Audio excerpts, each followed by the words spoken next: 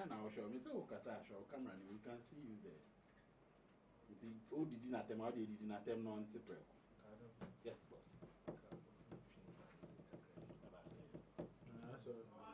Yeah.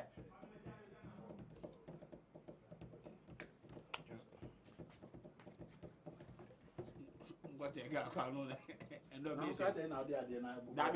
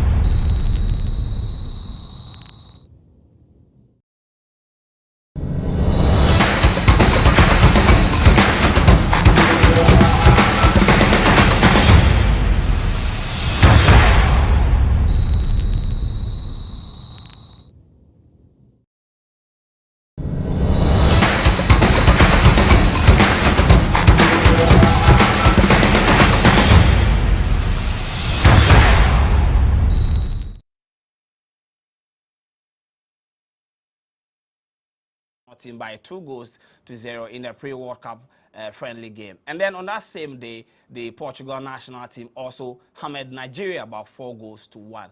Ghanaians are happy about the results, and now they believe that the Black Stars have what it takes to stand up against the opponent in Group H. We are here to do an overview of the game and then see what the coaches did right and what we must do in our games against Portugal, South Korea, and then Uruguay. This is GhanaWeb Mundial. My name is Joel Eshen. We go for a quick break. When we come back, we go into the discussion, the game, what Otto got right that gave us the results over the Swiss.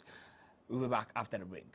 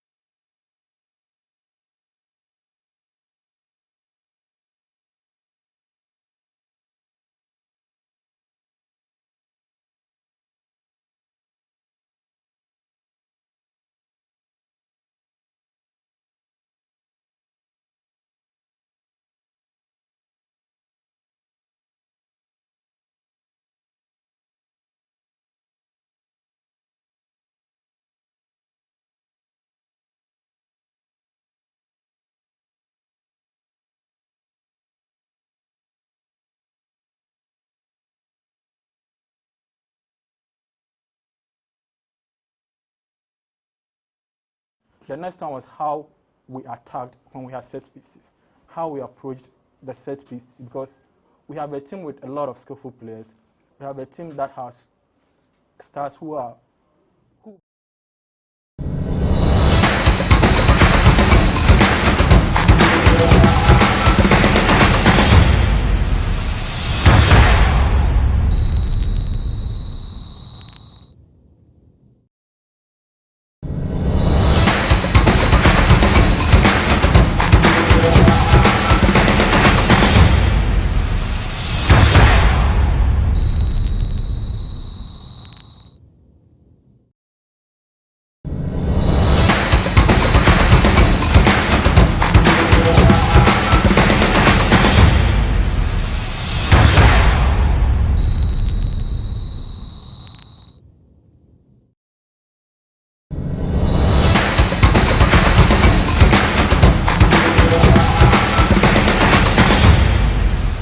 So I apologize. But Perez, you made mention of the things that you saw in the game that you think that worked for you. Let me bring you in, Danike.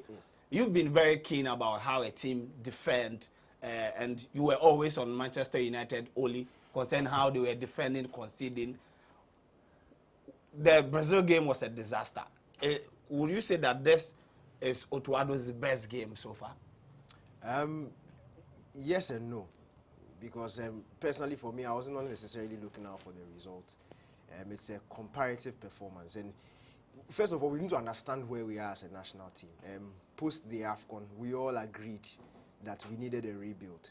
The fact that we've qualified for the World Cup doesn't mean we stopped the rebuild. We are still in that process, and that's what a lot of people need to remember. So between March and now, we've played, what is it, just over 7 games. Yeah. It's still a work in progress, and for any coach, in as much as yes, it's the World Cup, he will still need time to be able to understand his team better. His players also need to understand him. So that's what I was trying to get from the game against Switzerland. I was looking at the performance, how the players operated with the tactical instructions, and also how we approached the game. And that's something that Perez alluded to.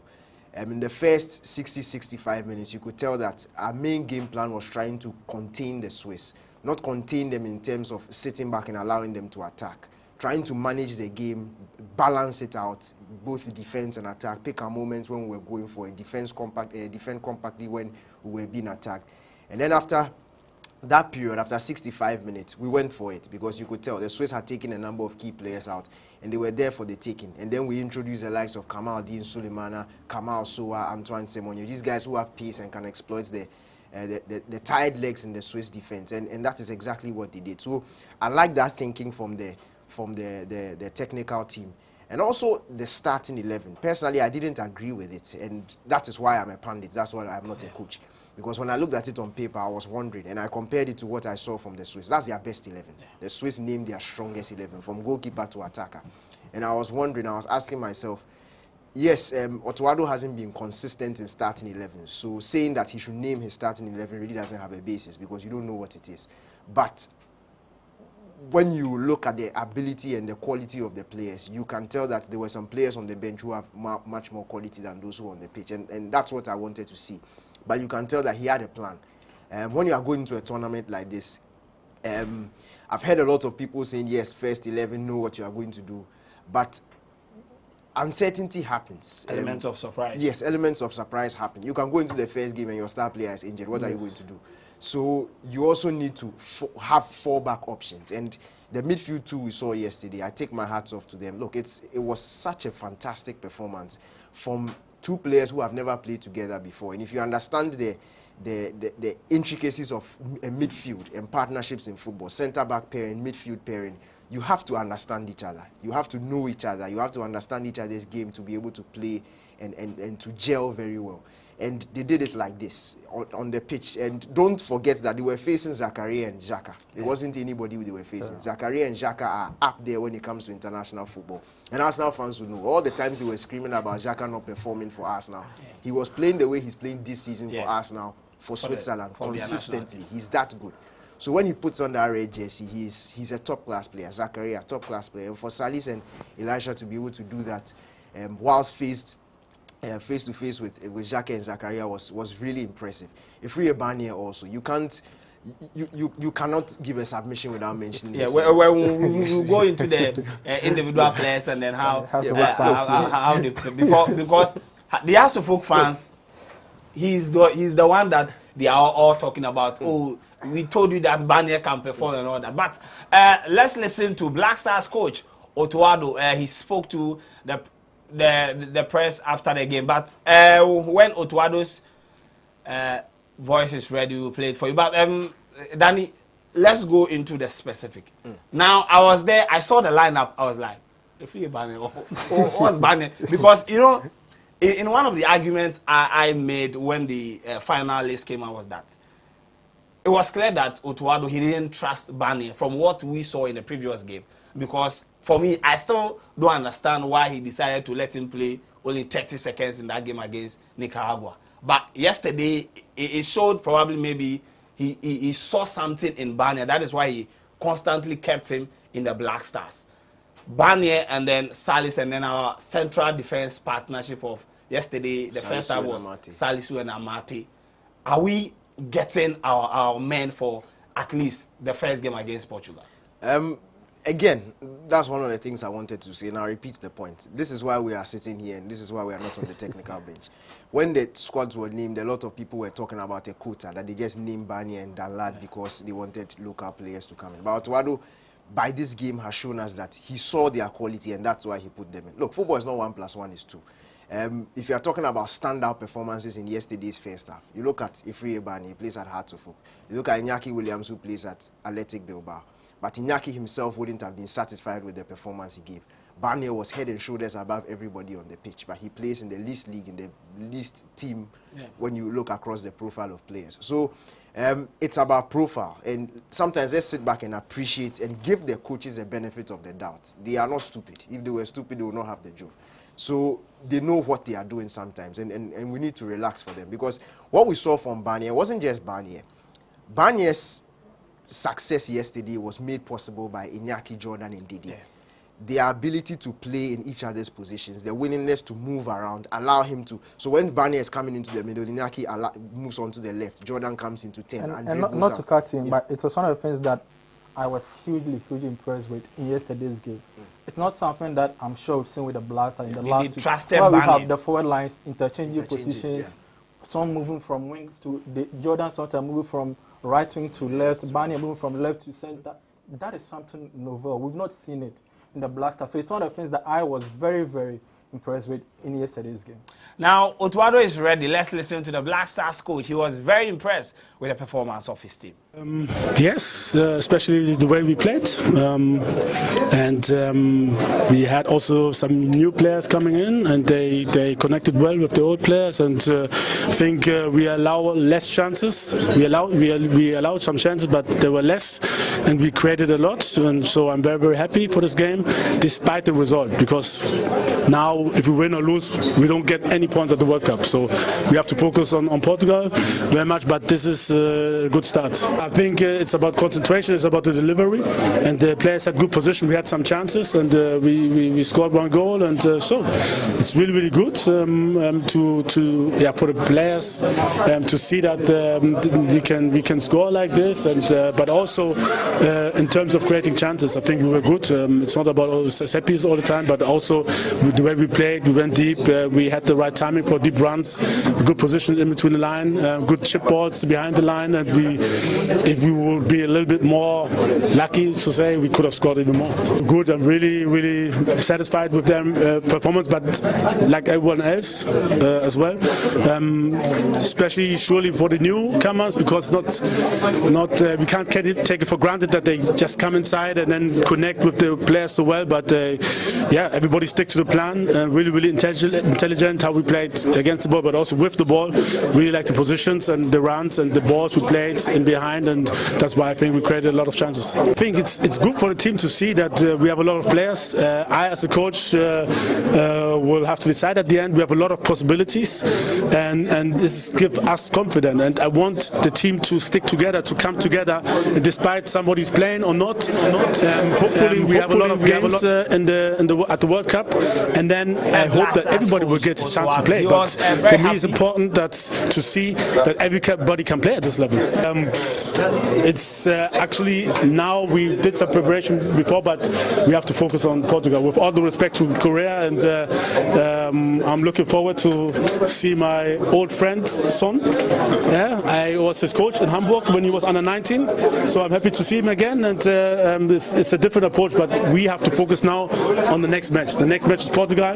With all the respect for Korea, but we have to look at Portugal and then concentrate on them, and then we take one step after the other. Sure, I mean, just as everyone else does. I think we have a good 26-man squad.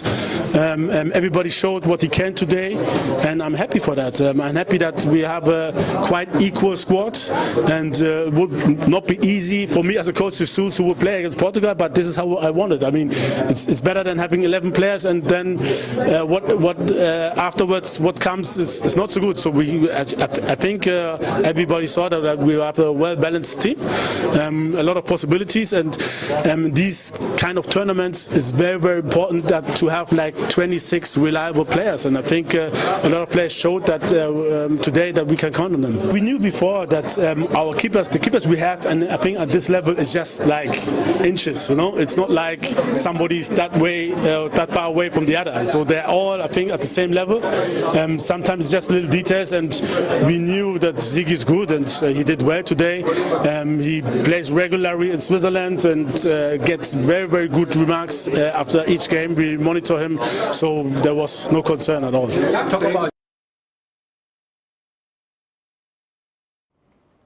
So that's Black Stars coach Otto. He was impressed with the performance of his players. And then before this game, he said his selection for the Portugal game will somehow depend on some of the players and how they will perform in the game against Switzerland. Yeah, we don't have a first 11. He's still deciding who will feature in that. And that, if you go back to my earlier point, it's understandable because we are still a work in progress. But there are some areas that I think he got his answers yesterday. Even in getting the answers also, he also had some problems because we know Bankshore party is starting. Salis was brilliant, Elisha was brilliant. Which of these two are going to partner party? That's a question that you have to answer. But that is every head coach's dream, because you know that whoever you put there, the person will give their all, the person will play to the best of their ability. So that is good. You look at the fact that we play this game with our party in Kudus. We still managed to maintain balance, we still managed to score 2 goals, keep a clean sheet. I was also happy with the goalkeeping performance. As Ezra said, look, it started a bit jittery. I'll not call it a mistake, but it was like a nervy moment in the first opening minutes of the game. But after that, he was very calm, especially in set pieces. We've spoken about, and he said it earlier, we've spoken about the fact that we don't necessarily defend set pieces well. That's why some of us were praying that Richard Ofori will be around, because he has that aerial presence. He has the ability to come out and then pluck the ball from the sky in set-piece situations. But Atizige did really well. He did really well. He commanded the area well. There was clear leadership at the back when it came to assigning players as to who to take and who not to take. And again, it was Switzerland who were taken. Shaqiri was on set-pieces. The quality of the set-pieces were top. The guys in the box he was aiming for were top guys. So for us to be able to deal with that, it's all impressive. But again, it was just a friendly game. Next Thursday is when it matters most, and we should be able to carry this performance and this level of mental preparedness into that game, and hopefully we can get a good result. All right, so I'll bring Perez in. Danike said it was just a friendly game, but Ghanaians on the street, it seems the perception and how they see the team change the moment we play the game against Switzerland. Are you surprised about the public reaction? Because before this game, it was like everybody was saying,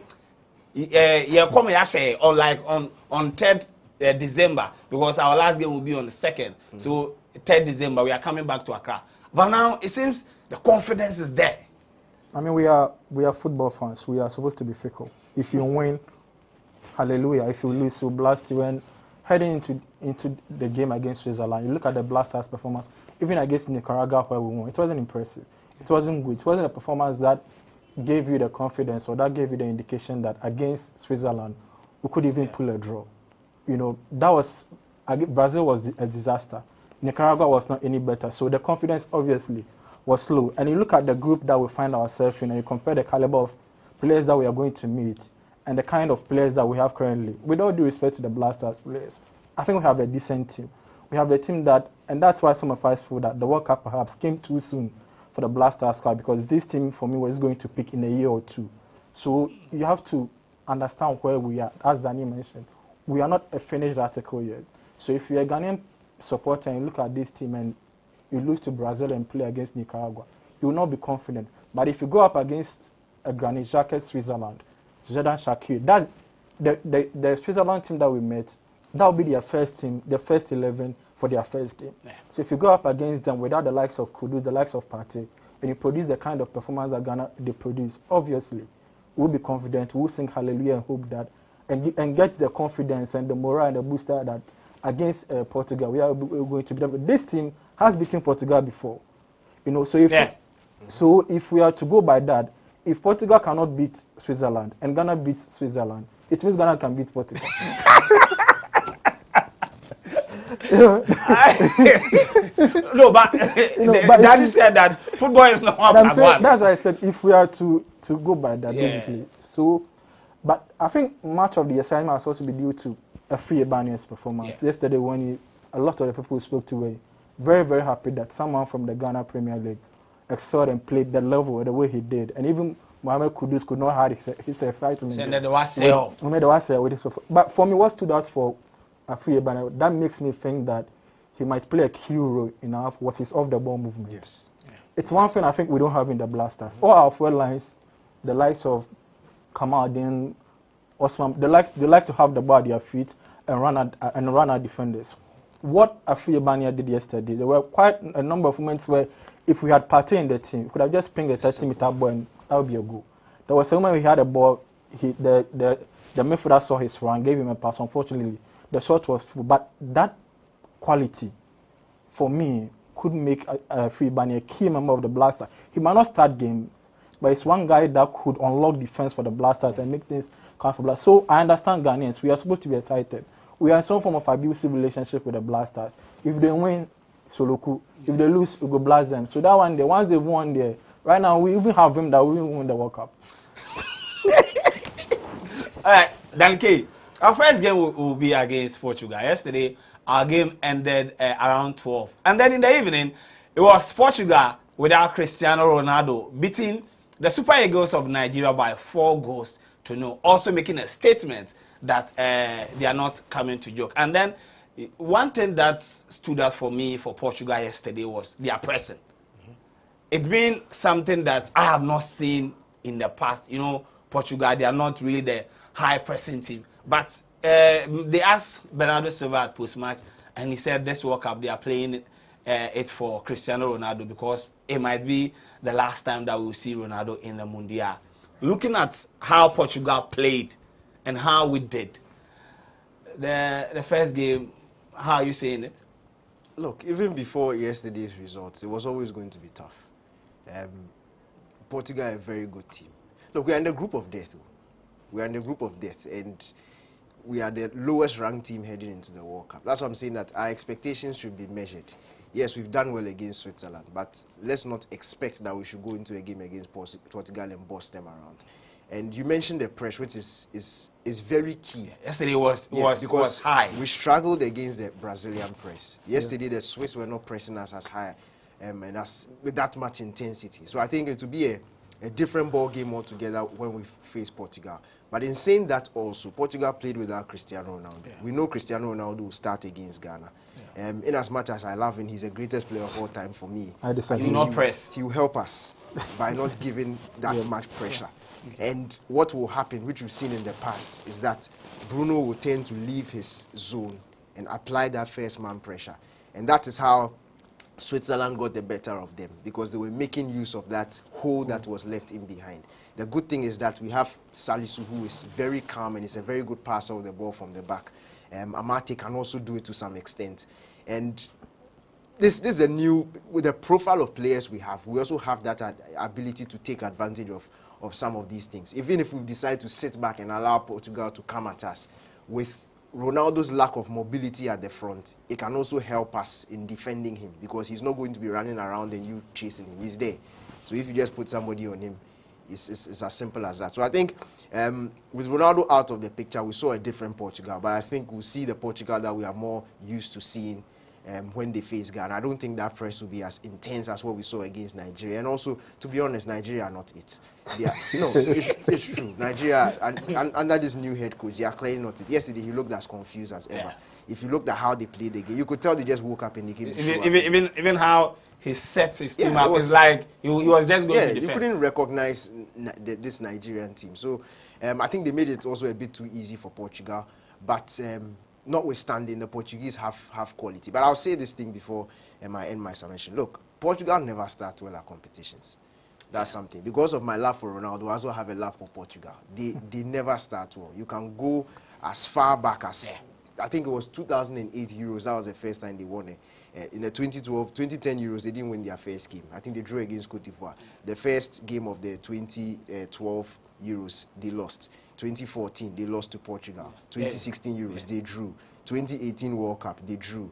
2020, the 2020 Euros, that's when they beat Hungary. But they started scoring from the 75th minute. They struggle. So Portugal don't necessarily start well. And I think if we can apply that pressure early in the game. And we ourselves too. We also don't start. Yes, but you see, they are expected to win, so there's pressure on them. That is what is good for us. So if we're able to assert our dominance very quickly, start with some high intensity and get a goal, I think that pressure will get to them. Because as you said, if you are in a tournament and you are playing, the Argentines said it, I didn't necessarily agree. I was hoping the Portuguese wouldn't say it, that they are playing for one person. But if you are playing for one person and they start and you are shaking early in the game, it's very difficult for you to quickly come back because now you've put that pressure on yourself. So I think that is also an aspect that Ghana and even the rest of the teams in the group can take advantage of against Portugal. Perez, let me ask you this. Danny spoke about Ronaldo's vulnerabilities now in the game. He doesn't press. He will need the likes of Bernardo Silva and then Bruno to bring him the ball. Now, I watched his interview with Piers Morgan and he said this season, the reason why he has been struggling is because he's not really motivated to play. But in the World Cup, he said he's really motivated to play in Qatar. And to him, when his motivation is high, that is when he gets the goals. That is when he gets the headline. How are we going to contain a highly motivated Ronaldo who does not necessarily have to be dribbling? He just need the supplies, and we know as the greatest goal scorer, I think that for that one, that's fact. I agree with the greatest, but not greatest goal scorer, but not the greatest player. It's the reason why I said that as the greatest goal scorer, he doesn't need more chances to punish you. How are we going to contain him? Because now we don't even know which defensive shape the coach, whether he will go for a 3-back or he will stick to a back 2. You know, this World Cup is shaping up to be a Messi versus Ronaldo kind of World Cup. The last dance. You know, Messi has said that if he wins it, you know, he's bound out. Ronaldo also said it in that Piers Morgan interview that if he wins the World Cup, that will be the end of his stint or his national team career. So both of the two players are really, really motivated. You hear the Argentine players, it's basically like they are going to sacrifice or do everything or even kill for Lionel Messi to win. I'm sure it's the same in the camp of the Portuguese. But for how we are going to stop Ronaldo, for me, a lot depends on Mohamed Salisu for me, because I feel he's a bit more adept at dealing with such situation. We watched him against Haaland, and in as much as Haaland scored in the latter stages of the game, I think he dealt with him quite well.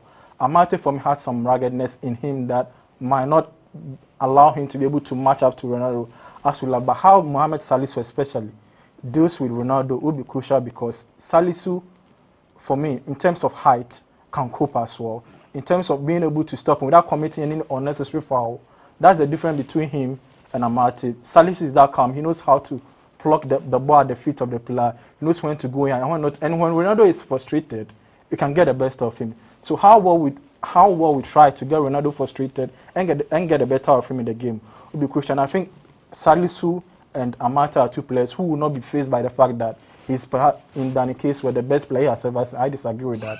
But they are two players who have faced him in the Premier League. Yeah. Will not be faced. I'm sure once they come up with him, they'll be able to come up with a tactics or an approach to stop him. I'm sure Coach Otto is also aware of what the threats that will be facing Ronaldo. But again, if you cut the supply to Ronaldo, he's done. He's done. You know, so with Partey and the guys we have in the midfield, can we trust them to be able to cut the supply from Bernardo and Bruno and the other guys to Ronaldo? That's also one of the things that I'm sure the Black Stars coaches would want to do. But it's a very difficult thing trying to stop Ronaldo for 90 minutes. I mean, defenders have come up against and not be able to. And even if you stop Ronaldo, Portugal still has goals in the other players who can also come up and notch in a few goals for them. Bruno scored 2 yesterday. I think Mario and all the other guys also got a few goals for them. So it's a toll on that for me, the game against Portugal will be decided by how disciplined Ghana will be. If we stick to the plan like we did against Switzerland in the first 16 minutes and say, this is how we're approaching the game, we are not going to leave any holes. We're just going to make sure that we contain them and limit the gaps for them. And maybe perhaps try and get a few shots on the break, and maybe we'll be able to get something out of the game. This is GhanaWeb Mundial. Today we're reviewing the Black Stars game against Switzerland. Everywhere, Ghanaians are happy. We've beaten Switzerland yesterday. A lot of social media users were even saying, bring on Portugal. In wrapping up, Danke, we played the game without Kudus and Partey. And the question has come up a lot of times, where Kudus Mohammed will best fit in our team. In bringing in the two, thinking what the coaches might do, what's the best way for us to fix in both Partey and then Kudus to get the best out of them and not necessarily change the entire setup we used in yesterday's game? I think what we've been doing will work. I think Partey for the Black Stars, if you follow the history, he didn't like the fact that he didn't want to play what he's doing at Arsenal. He didn't want to sit and be that defensive midfielder distributor. He wanted to be an 8 and sometimes a 10. But I think with Salis coming in, it will allow him to function better in that 8 or, yes, 8, because Kudus will play the 10. I don't, in my head, when people say Ajax are using him, so if we are going to play everybody the way they play at the club, we'll have 3 people playing one role. We'll have 2 people playing as a winger, 2 people playing as a striker. No. Kudus at the Black Stars has been successful. He's scoring goals. He's creating chances. So let's maintain him in that 10 and allow him the freedom to move around. He's young, he's energetic, but give him some defensive responsibility also because of the sort of opposition you are facing. If you saw the day yesterday, he didn't have anything going forward, but he was one of the main reasons why Xhaka struggled in the game, because defensively he was following him, not allowing him room. And sometimes these are what the managers look at. They look at the opposition they are facing. Otto knows he's not going to beat Portugal 4-0. But if he's able to get a goalless draw, if he's able to nick a 1-0, it will be about his attacking players sacrificing an aspect of their game to help the team defensively. And sometimes that's what we need to look at. So I think play Kudus in that 10, but give him defensive responsibility, because we know the Portuguese are dangerous.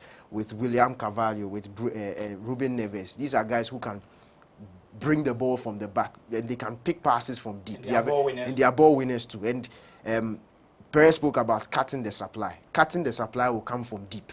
So it will mean that your attacking players will have to do a lot of defensive work to stop the defenders from bringing the ball from the back, to stop the deep line playmakers from hitting those long passes and locating the dangerous ones. So play Kudus in that 10, but with defensive responsibility. If you have Salis by Partey, Salis is comfortable with bringing the ball from the back. As we saw, he's not. He's sort of an offensive upgrade on Baba Idrisu. So that will work. And then Partey, look, if Partey he's the best midfielder in the world as it stands. I'm serious. If Partey wasn't Ghanaian, I promise you, if Partey wasn't Ghanaian, because Partey is bossing the Premier League. Yes. The fact that he doesn't score 6-10 goals, he doesn't have 8-10 assists, doesn't mean anything. He's like your Modric, your Iniesta, your Xavi. They don't have the raw numbers and the obvious goals and assist numbers, but take them out of the team and see what will happen. And that is Partey. For me, he is the best in the world as it stands. And he has the ability to dominate any midfield that will come his way. So once Salis is able to do that job in bringing the ball back, cutting the supply, Partey can do anything that Partey wants to. All right, but in playing Partey as number 8, Salis as number 6, Kudus number 10, how do we find a space in our team for Daniel Kofi-Kyereh? You know, that's a big, like, one of the things that Otto has to care, because some of us feel that, particularly, I feel Kyereh has done enough to earn a starting spot in the Black Stars. And against teams where we have to be very economical with the ball, we have to be very measured in what we do with the ball. He's that player that can do. He doesn't easily lose balls.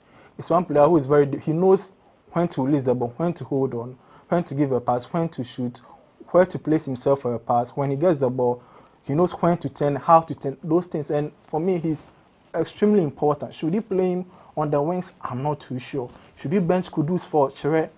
Maybe.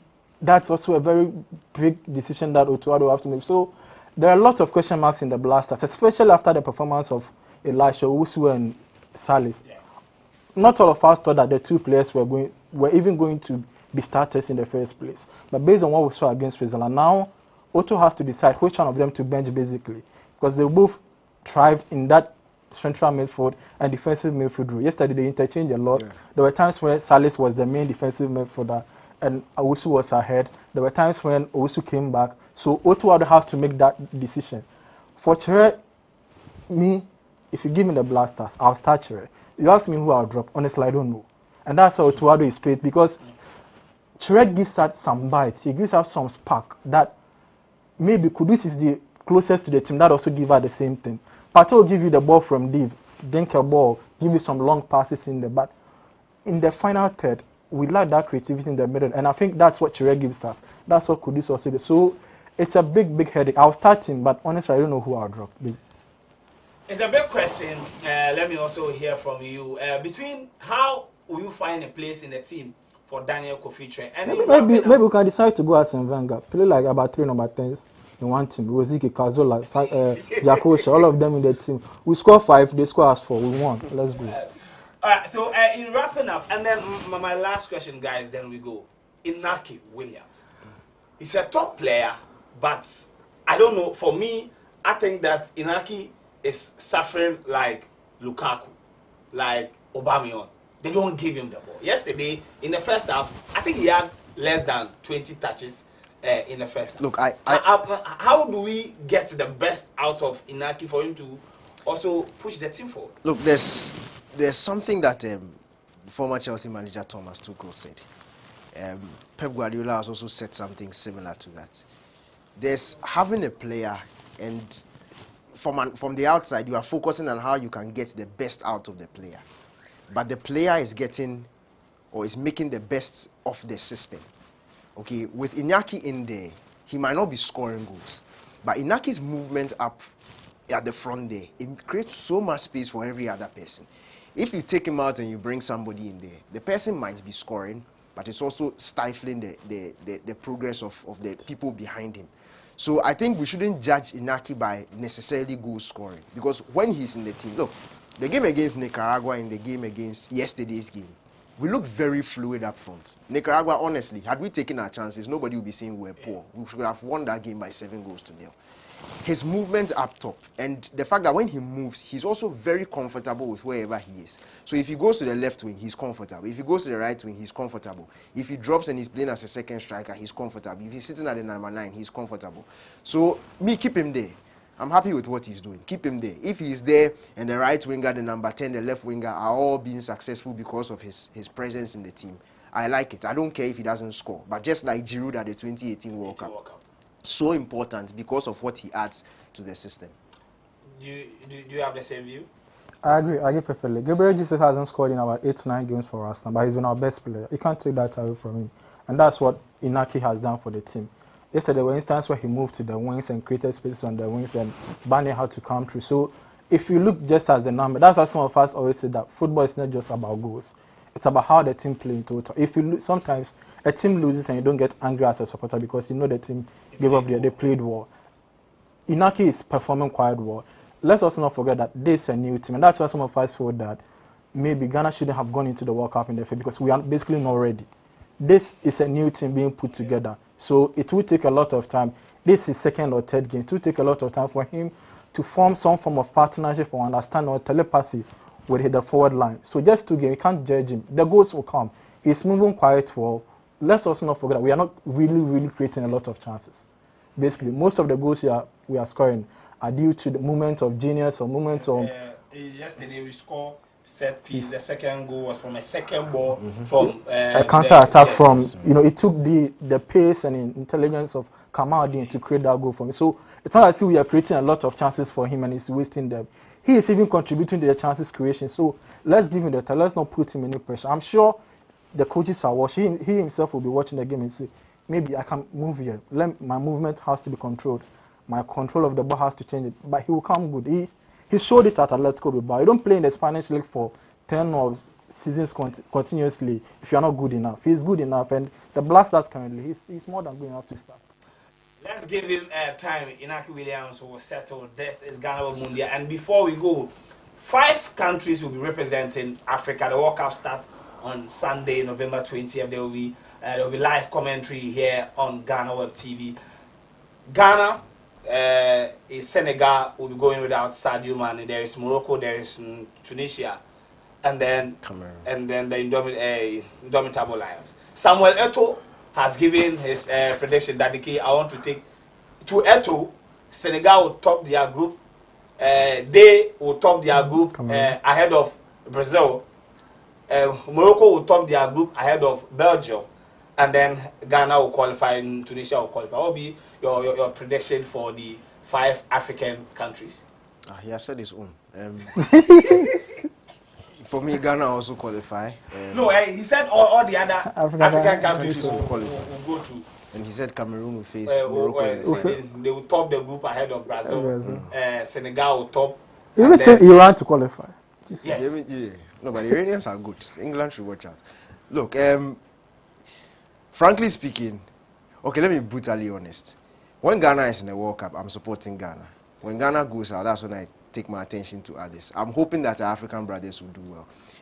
I think, including Ghana, I think the team that has the best chance of qualifying is Senegal because of their group, because of the quality they have. Even minus Sadio Mane, I think Senegal will do well. With the North Africans, they usually disappoint me at the Mundial, but I'm hoping that Morocco will be able to do something. Cameroon are in a very tough group, very tough group with Brazil, Switzerland, and Serbia also. It will be extremely tough. Ghana also in a very interesting situation. But if I wasn't Ghanaian, I would say that Senegal will be the best, will go the furthest, I think. Because if you even look at the group that is by them in Group B, with England and Iran and Wales and co, I think Senegal can at least reach the quarterfinals. The African countries. See, before Sadio Mane's injury, I tipped Senegal to go through, but I feel that what they will be lacking with Mane's absence is too huge. I don't think they will have enough arsenal to be able to pull through. Even me, I agree with you because for Senegal, when they did the draw, I said that Senegal will by all means be in a semi-final. But it seems now a lot is going against them. The form of Koulibaly is not good. Edouard Mendy is not also in good position. They are now losing Sadio. I think Mane's absence will be huge. It will be huge for them. I don't think they will be able to recover. Prior to Mane's injury, they were my only pick of the 5 to go through. For Ghana, like I said, with all the superlatives that Danny and I have, slapped on the team this morning, not because we are not good enough. I feel our group is too tough. Not because I think we will do well, we'll play well, but go through the next phase. I'll be happy if it happens, but I feel if we win some other groups, that we will go easy. But we find ourselves in a group where, honestly, I'm not that confident. Yeah, it's very, very tough. We can do it. We have the players, but the other teams that we are playing, for me, experience, sheer quality, coaching, preparation, they are way ahead of us. So I'm not saying Ghana will not qualify because we are not good enough, but I feel we find ourselves in a group that will be too difficult for us to maneuver. Now, my prediction for Ghana is simple. We will draw against Portugal. We will beat South Korea, and then we will draw against December 2nd. Then Robert. Thanks very much, Danny K and then Perez, for joining us on this episode of the GhanaWeb Mundial. I know you are happy about the Black Stars game, but it will go down at Stadium 974 on Thursday, November 24th, as Ghana take on Portugal in our first game of the 2022 FIFA World Cup. But we'll be back here on Sunday with the live commentary of the opening game of the 2022 FIFA World Cup. My name is Joel Shen, and we'll meet again on Sunday.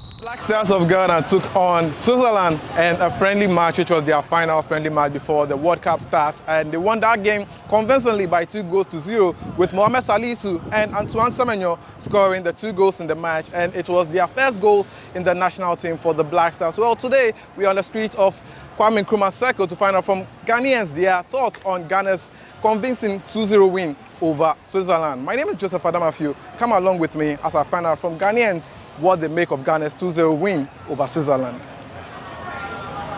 In actual fact, if I should say anything, I saw an improved Blaster today. Really? And the mess I was telling, so I keep telling people that friendlies there, yes, styles be all, but the game proper.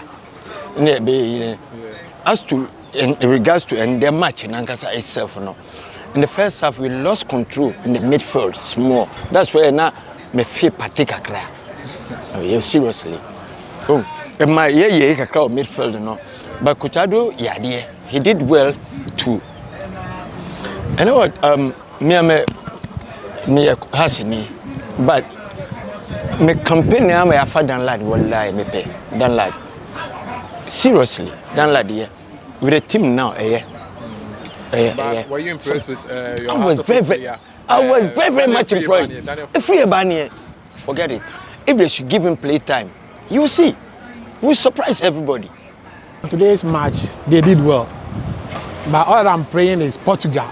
They should try and beat Portugal. The way they play today, if they can play the same on Portugal, then we are okay.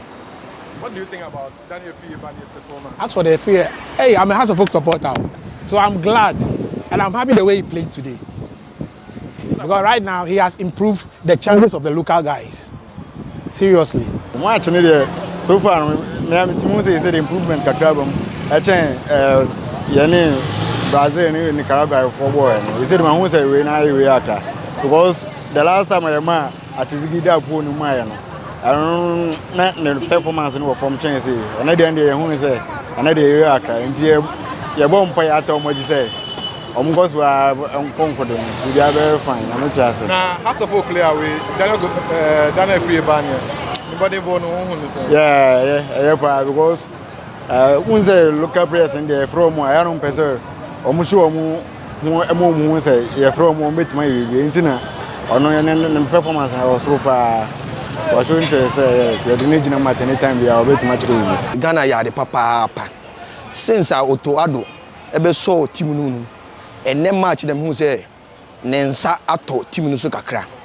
But ma Ghana for me enyo mu de bebre. Say baby e hwe no obia ni age na Ghana beku yanim Ghana beku yanim. E so mo to mbo asiansa. E say ye group na ewo mu no. Emu oden. Untumi mfa Portugal and compare Switzerland. Eti no yentu your boss kakra. Your boss first match, second match and you say yes, you need ani ani age. But your net performance in the ultimate improvement abam. Omo ya de pa. Debia mo ka say local players self mo ka squad no ho. Sa e de menu aka we ne Ghana free ban boy no. We shall call you man. Oh, you're very very excellent. Chire say local player team na wo Ghana han ye muom but we have free ban ye said ye watumi akọ show say ye leg ni ye good no na say ye yire ye ho ne ye pagya ye leg ni kakra bi a ye beko ye ni mu free ban ye wa surprise me wa bobo papa onya penalty kura ka say ka referee nije but referee na akọ no course nti wa ya de wa ti Ghana anim. Okay, so he ended by saying that Daniel Fiyebane did very well with his performance in the game because a lot of people don't respect the Ghana Premier League, but today the performance he showcased in the game against Switzerland shows that indeed there are quality players in the local league. And for him, he says that we shouldn't be too much head over heels over Ghana's performance against Switzerland because the World Cup is a different ball game. Until we win the first and second game, he says that we shouldn't be too much happy about this friendly match because there are more things to be done and there are more work to be done so that Ghana can do well at the World Cup. Well, my name is Joseph Adamafi and that's how we wrap up on GhanaWeb TV. We'll be bringing you up to speed on all that you have to know on this edition of the 2022 FIFA World Cup here on GhanaWeb TV. So this November and December, make GhanaWeb TV your preferred choice when it comes to updates from the 2022 FIFA World Cup in Qatar. My name is Joseph Adamafi. Thanks for watching.